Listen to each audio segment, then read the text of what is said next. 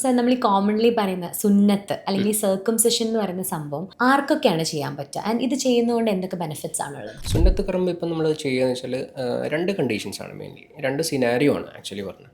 ഒന്ന് religious circumcision എന്ന് പറയും, അതായത് അവരുടെ മതപരമായിട്ടുള്ള ചടങ്ങിൻ്റെ ഭാഗമായിട്ട് ചെയ്യുന്നത്.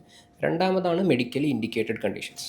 മെഡിക്കലി ഇൻഡിക്കേറ്റഡ് കണ്ടീഷൻസ് എന്ന് പറഞ്ഞാൽ ആ ഭാഗത്ത് അഗ്രഭാഗത്ത് പഴുപ്പ് വരിക, തൊലി അല്ലെങ്കിൽ പിറകോട്ട് വലിക്കാൻ ബുദ്ധിമുട്ടുണ്ടാവുക, ഈ രണ്ട് കണ്ടീഷൻസിലാണ് മെയിനായിട്ട് സുന്നത്ത് ചെയ്യുന്നത്. സുന്നത്ത് നമ്മളിവിടെ യൂഷ്വലി ചെയ്യുന്നത് ഡേ കെയർ പ്രൊസീജിയർ ആയിട്ടാണ്. അതായത് കുട്ടി രാവിലെ വരുന്നു, ഉച്ചയോടുകൂടി സർജറി കഴിയുന്നു, അന്ന് വൈകുന്നേരം തന്നെ കുട്ടി ഡിസ്ചാർജ് ആവുന്ന രീതിയിലാണ് നമ്മൾ ചെയ്യാറ്.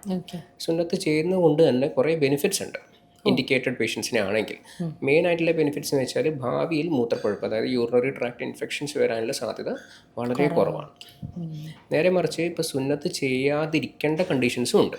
ഇപ്പം കുട്ടിക്ക് ജനനേന്ദ്രിയത്തിൽ എന്തെങ്കിലും വൈകല്യങ്ങൾ, അതായത് ഹൈപ്പോസ്പീഡിയസ് പോലെ കണ്ടീഷൻ ആണെങ്കിൽ അങ്ങനെയുള്ള കുട്ടികളിൽ ഒരിക്കലും സുന്നത്ത് കർമ്മം ചെയ്യാൻ പാടില്ല. ഓക്കെ.